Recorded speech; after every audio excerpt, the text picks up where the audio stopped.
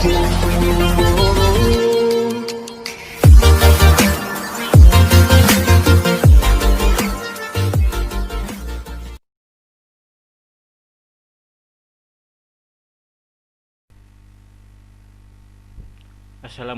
warahmatullahi wabarakatuh.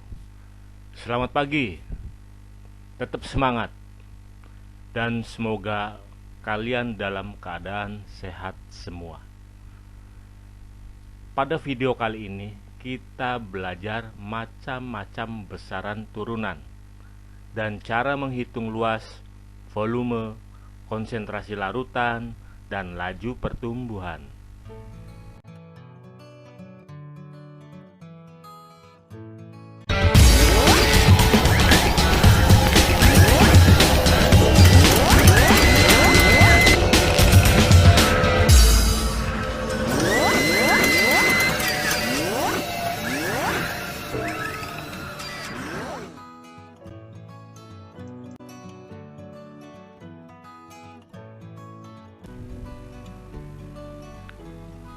Pada video sebelumnya, kita telah belajar contoh-contoh besaran pokok dan contoh-contoh besaran turunan.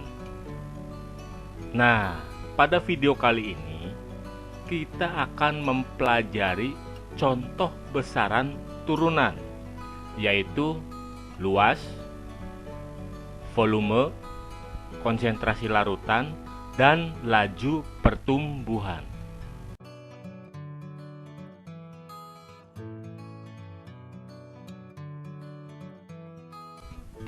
Yang pertama, luas. Luas merupakan contoh dari besaran turunan, karena luas diturunkan dari dua besaran panjang, yakni panjang dan lebar. Luas juga merupakan hasil perkalian dari panjang dan lebar. Misalnya, kita mau menghitung luas papan tulis yang ada pada layar. Diketahui panjang 3 meter dan lebar papan tulis yang terdapat pada layar adalah 2 meter. Jadi luas papan tulis adalah 6 meter persegi. Yang kedua, volume.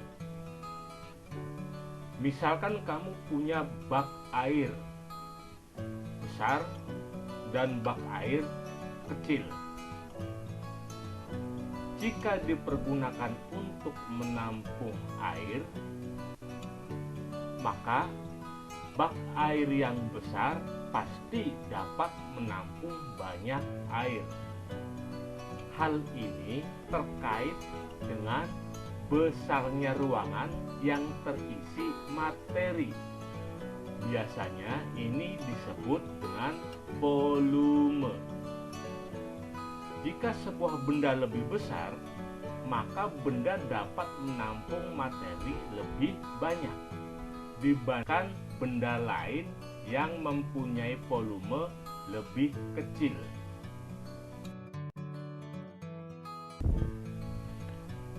Volume merupakan besaran turunan yang berasal dari besaran pokok panjang.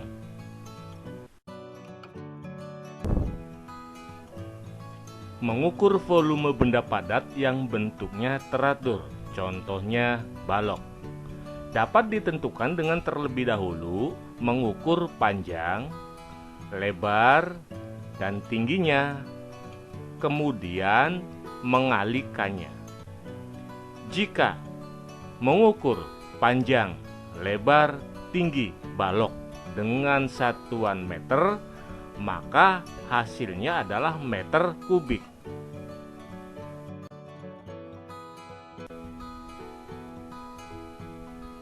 Bagaimana cara menentukan volume suatu zat cair? Zat cair tidak memiliki bentuk yang tetap. Bentuk zat cair akan mengikuti wadahnya. Oleh karena itu, jika zat cair dituangkan ke dalam gelas ukur, ruang gelas ukur yang berisi zat cair sama dengan volume zat cair tersebut. Volume zat cair dapat dibaca pada skala sesuai dengan ketinggian permukaan air pada gelas ukur tersebut.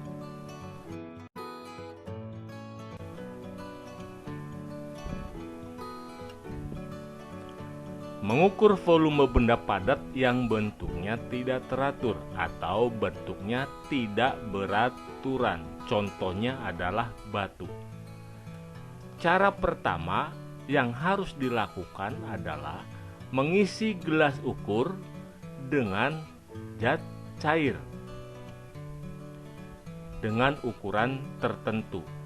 Misalnya 150 ml.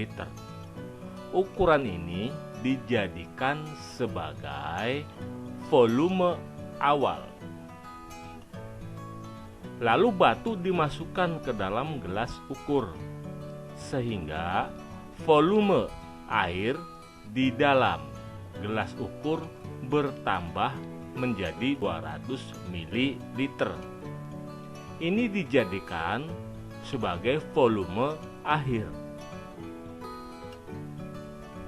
Maka volume batu adalah volume akhir dikurangin volume awal.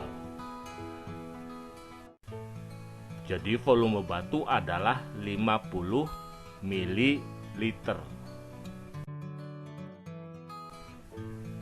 Yang ketiga adalah konsentrasi larutan.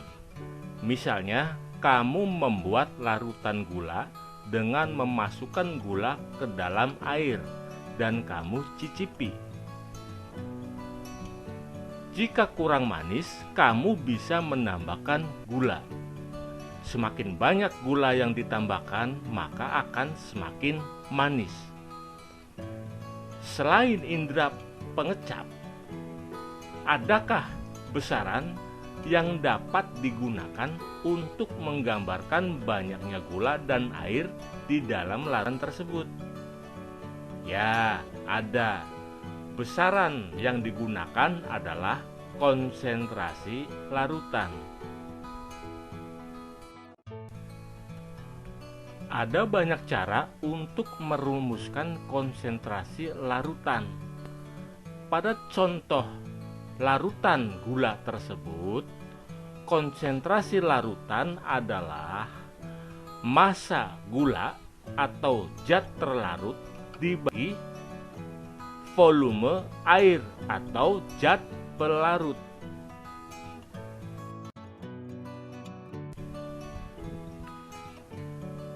Kita langsung ke aplikasi soal ya. Contohnya, Panjul melarutkan 20 gram gula pasir ke dalam 2 liter air. Berapakah konsentrasi larutan yang terbentuk dalam satuan gram per liter? Nah, untuk menjawab soal tersebut, kita tuliskan dulu apa yang harus kita ketahui. Nah, di situ Panjul melarutkan 20 gram gula pasir. Gram di sini adalah satuan dari massa. Berarti di situ adalah massa gula, yaitu massa terlarut 20 gram. Kemudian ke dalam 2 liter air. Liter adalah volume. Jadi di situ adalah 2 liter air adalah volume air atau volume pelarut 2 liter air. Setelah kita mengetahui, baru kita lihat apa yang ditanyakan. Yang ditanyakan adalah berapa konsentrasi larutannya. Nah, kita jawab dengan menuliskan rumus konsentrasi larutan, yaitu konsentrasi larutan adalah massa terlarut dibagi volume pelarut. Lalu kita masukkan angka-angka yang sudah kita ketahui di atas, yaitu massa gula atau massa terlarut adalah 20 gram. dibagi volume air atau volume pelarut 2 liter. Maka didapatkan hasil bahwa konsentrasi larutan yang dibuat oleh panjul adalah 10 gram per liter.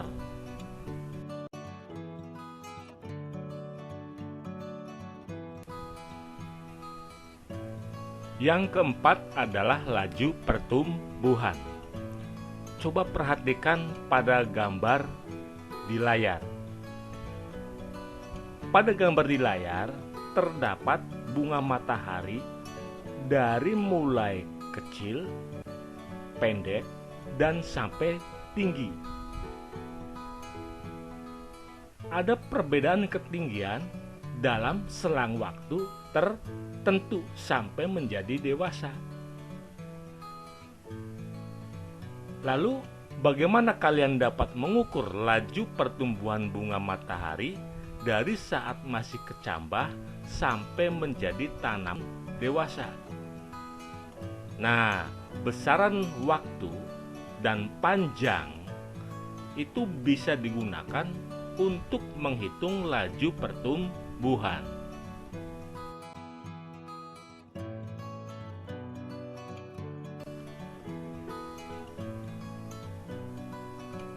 Laju pertumbuhan adalah pertambahan tinggi dibagi dengan selang waktu. Kita langsung ke aplikasi soal ya. Vanessa menanam tanaman bunga matahari. Pada pengukuran awal diperoleh tinggi tanaman 20 cm. Dalam waktu 10 hari tingginya menjadi 60 cm. Berapakah laju pertumbuhan bunga matahari tersebut? Nah, untuk menjawab soal tersebut, kita tulis dulu apa yang harus kita ketahui. Seperti pada pengukuran awal, diperoleh tinggi tanaman 20 cm. Berarti itu adalah tinggi awal, sama dengan 20 cm. Kemudian tingginya menjadi 60 cm. Itu adalah tinggi akhir. Dari 20 cm menjadi 60 cm itu dalam waktu 10 hari. Berarti selang waktunya adalah 10 hari. Dari soal, apa yang ditanyakan? Yang ditanyakan adalah berapa laju pertumbuhan bunga matahari. Nah, kita jawab dengan menuliskan rumus laju pertumbuhan, yaitu laju pertumbuhan sama dengan pertambahan tinggi dibagi selang waktu. Pertambahan tinggi dari 20 menjadi 60 adalah 40 cm dibagi selang waktu, yaitu 10 hari.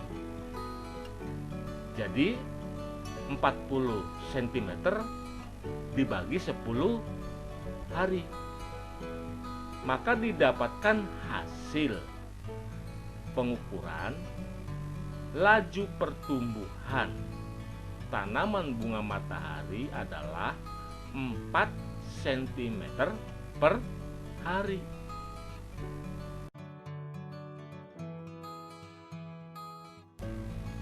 Nah, pembahasan kita telah selesai ya.